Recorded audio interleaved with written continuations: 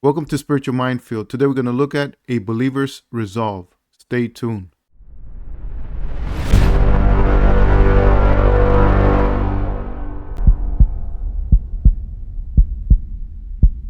So we're going to look at 2 Kings chapter 5, and we're going to read verses 8 through 19, and we're going to see something very interesting here with Naaman the leper.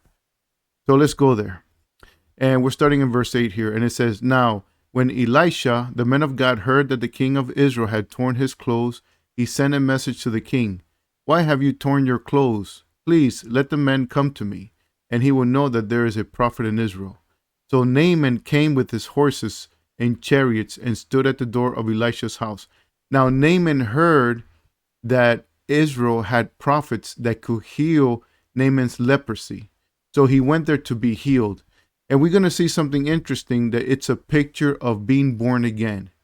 Basically, Naaman's leprosy is a picture of sin.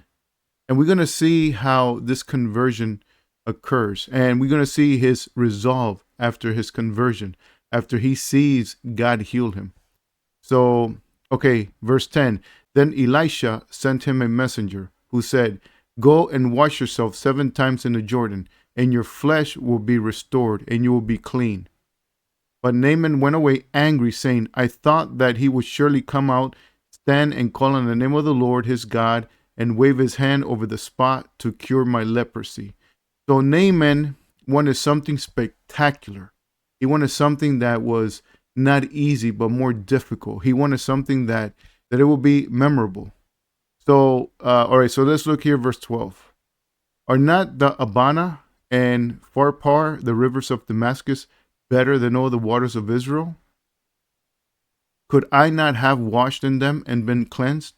So he turned and went away in rage. He was displeased that his cure was going to take place doing something very easy. Verse 13, Naaman's servants, however, approached him and said, My father, if the prophet had told you to do some great thing, would you not have done it? How much more then when he tells you, wash and be cleansed? It was so easy. Naaman wanted to make it to be more difficult, something big, but the prophet told him to do something very simple. Go to the river and dip 7 times. Verse 14. So Naaman went down and dipped himself in the Jordan 7 times, according to the word of the men of God, and his flesh was restored. Now look at this, and became like that of a little child, and he was clean. That is a picture of being born again. So the leprosy is a picture of sin. Being dipped in the water 7 times, you know that the number 7 represents God. Being dipped 7 times in the water and coming up and being completely cleansed is a picture of being born again. And then it says here, became like that of a little child. So he was born again. That is a picture of what happens to us spiritually. When you believe in Jesus, the Holy Spirit comes and cleanses you, wash away your sin, and then you are born again. You're brand new. So that's a picture of that. Now, we're going to see his resolve. Then Naaman and all his attendants went back to the men of God, stood before him, and declared, Now I know. Now look at this. Now I know for sure that there's no God in all the earth except in Israel. So please accept the gift from your servant. He didn't know how to, he wanted to pay back for what God did for him. He wanted to show gratitude. But Elisha replied, As surely as the Lord lives, before whom I stand, I will not accept it. Although Naaman urged him to accept it, he refused. The reason why God did not accept a gift through the prophet was because salvation is a gift. If Naaman were to give a gift to the prophet Elisha, that means that he bought the salvation, or he bought the cleansing. So since this is a picture of something that happened to Naaman, meaning this is a picture of conversion where he was completely cleansed, but him giving back money or some type of gift is almost like buying your salvation. We see here that when Jesus saves you, it's completely a gift. You don't have to give nothing to Jesus. All you have to give him is thanks and glorify his holy name. So we see that is a picture of that. That's why God refused the gift from Naaman, because it was a gift that was done to Naaman. But that is a symbol of what happened to Naaman what happens to us spiritually. What happened to him physically happens to us spiritually. Now let's continue here.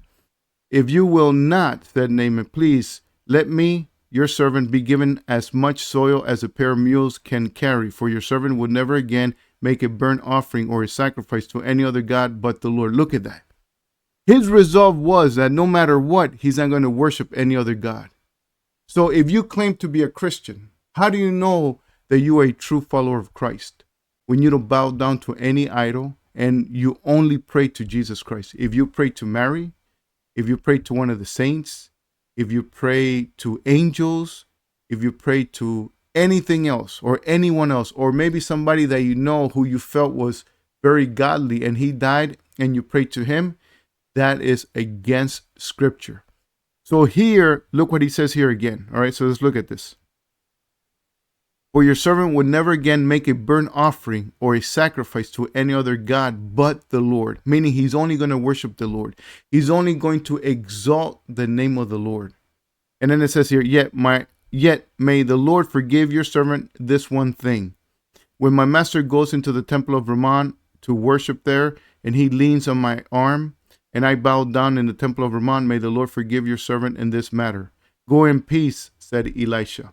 So basically, since he's a commander of the Assyrian army, and he goes with the king so that, so he could hold up the king, meaning give him support, and the king bowed down, and he does so, he's not going to mean it.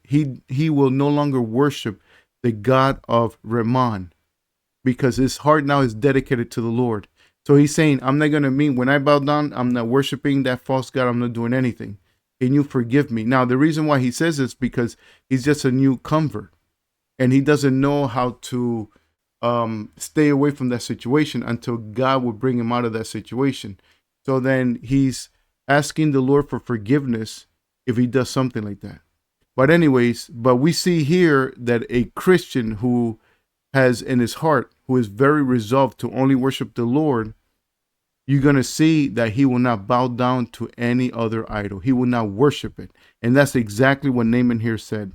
So if you are a Christian and you pray to Mary, if you pray to the saints, to angels, like I said earlier, or to somebody that has died that you feel is very godly, or you pray to something else other than Jesus Christ, or maybe you include Jesus also, that means that you are not resolved to really worship the Lord. Most likely you have not been born again. You cannot worship the Lord and worship something else. You cannot pray to the Lord and pray to someone else. You have to be convinced that Jesus is your only God, your only Savior, your only hope, your only deliverer. If he is those things to you, why will you cry out to someone else and not only to Jesus? Jesus is sovereign. He's all powerful. He doesn't need anyone's help. Jesus can do everything and anything. There's nothing impossible for him. So why will you go to someone else to pray and ask for help when Jesus can do it? Do you not believe that Jesus has the power? So then if you go to someone else, that means that your heart is divided. If your heart is divided, that means you're not dedicated to Christ. You're not fully his because your heart is divided. You pray to someone else and you pray to Jesus. You either 100% for Jesus or you're 0%. You cannot be 50-50.